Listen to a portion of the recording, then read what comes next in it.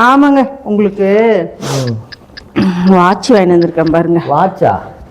Watch இல்லைன்னு சொன்னீங்கல்ல, பரவாயில்லையே, எனக்கு கூட வாங்கிட்டு வந்துருக்கேன் பாருங்க. மொபைல் யாருக்கு? உனக்கா? அதுக்குதான் உங்கள்கிட்ட கேட்டேன், மறந்துட்டீங்களா? சரி பரவாயில்ல. மொபைல் வாங்கினேன். அப்புறம் இந்த கடையில் சூப்பராக இருந்துச்சுங்க. இந்த பாருங்களேன், கொடுங்க ஃபோனை கொடுங்க. தீபாவளி வருதுல்ல, பாருங்க நல்லா இருக்கான்ட்டு. Diamond ring? டைமண்ட் இல்லைங்க, இல்லைங்க, கம்மி ரேட் தாங்க. வாட்ச் வேணுங்க, அதை பார்ப்பீங்களா? பாருங்க வாட்ச் பாருங்க, நல்லா இருக்கா? உங்களுக்காக தாங்க நான் மெயினாக போனேன், உங்களுக்கு சர்ப்ரைஸாக கொடுக்கலான்ட்டுன்னு வச்சுங்க. தீபாவளிக்கு உங்களுக்கு நான் கொடுத்த சர்ப்ரைஸ் கிஃப்ட் தீபாவளிக்கு. இதை பார்ப்பீங்களா? நான் கேட்டாலே வாங்கி தராரு, ஆச்சரியமா இருக்கு. என்ன இது? பாப்போம்.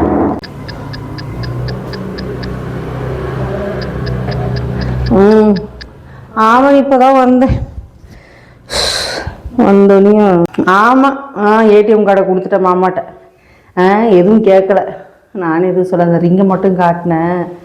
ரொம்ப விலையான்னு கேட்டாங்க, நான் எதுவும் சொல்லலை. ஃபோன் மட்டும்தானே ஏடிஎம் வாங்கிட்டு போனேன். அதை வாட்சியா? அது மொபைலுக்கு ஃப்ரீயாக கொடுத்ததுடி. ஆமாம்மா, அதை மாமா கொடுத்துட்டேன். ஆமாம், உங்களுக்கு அதெல்லாம் தெரியவா போகுது? பார்த்துக்கலாம். அதை காட்டவும் தான் அவங்க வந்து மற்றதெல்லாம் விலை கேட்கல. ஏடிஎம் கார்டை செக் பண்ணும்போது பார்த்துக்கலாம், விடு. எல்லாம் நம்ம கையில் தானே இருக்குது, பார்த்துக்கலாம்.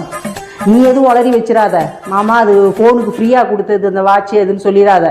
நான் அதை தான் கொடுத்து தீபாவளி சர்ப்ரைஸ்ன்னு சொல்லியிருக்கேன். சரி பார்ப்போம். மாமா வந்துட போகிறேன்.